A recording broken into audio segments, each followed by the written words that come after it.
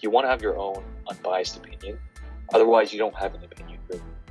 Like if you're always consensus, just take their target price. You don't have to model it. So when you're responsible for coverage, does that mean you need to know everything about the company you're covering? Buy Yeah. side and sell side, right? What's the difference?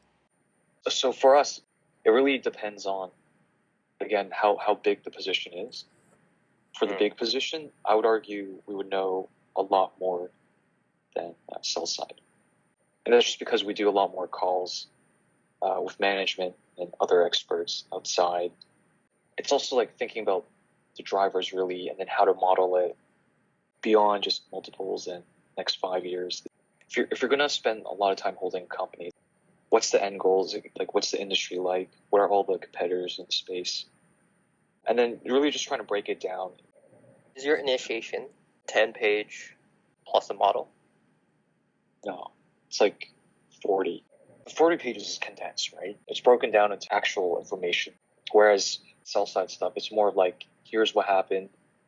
Here's kind of what we think. That's about it. Here's a target price.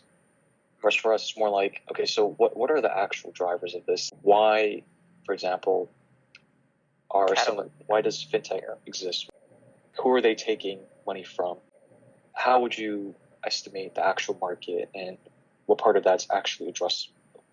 Trying to make sense of some of the numbers rather than just saying, hey, we're going to grow this at 7% CAGR in line with the industry estimate. There you go.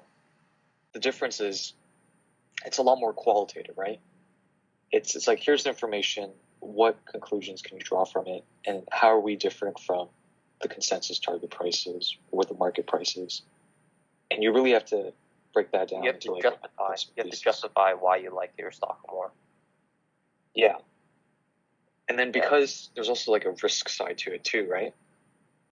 For sell side, you put a target price. Maybe it affects your ranking on Bloomberg, but that's about it. Mm-hmm.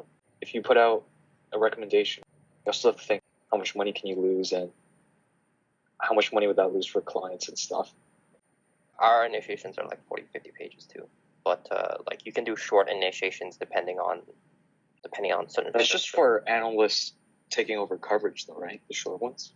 Yeah, they're just for analyst switching coverages. Like if you want to move coverage, start a new coverage, or like resume a coverage you used to have, it's like 10 pages. Full news are typically like 40 pages. What I have done is you take the model and you just take the financials and you just paste that in. I have more faith that you guys double check your numbers than me like pulling all the numbers from financials and stuff. It's hard to mess that up, right? If you guys mess that up, you create your own drivers tab. Yeah. Everything else we do. So you change the assumptions that would have already made. Yeah, we don't take any of those. You want to have your own view, right? You can look at where they're at after and then ask questions like, oh, why are you guys higher by this much? Or how'd you get to this valuation? Like, I'm getting something different. You can do that.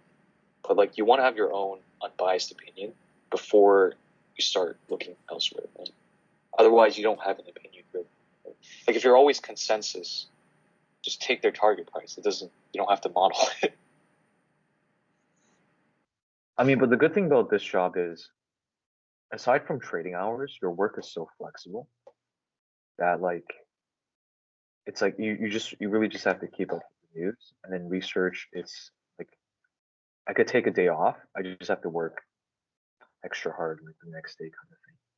So it's not like I have to stay. Or there are very rarely super hard deadlines. So it's more about like balancing quality and then how fast you want to make a decision kind of thing. Your name goes out with the equity research reports, right? So like eventually. No, I'm on buy side, so we don't publish any of our reports unless the client wants to see it.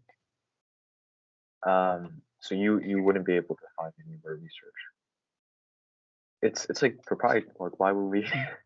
So your firm only does. Is your firm pretty much just like a portfolio managing firm? Yeah. Asset management. Yeah, asset management. We have written reports specifically for clients. So what happens is, on the more client focused side, they go out and try to get new clients, right? And Mm. so there's this company that IPO'd last year, and we were trying to get clients from that company. Eventually, we have them sell off some of their assets and then have us manage it. Yeah, so we do reports like that, but usually it's just for decisions for the PM, or some of the PMs work crazy hours too. I think one of them works even more than me. Like he's here most weekends, both days, and I I swear he doesn't sleep because he covers like the international fund, EFI fund, and then so US.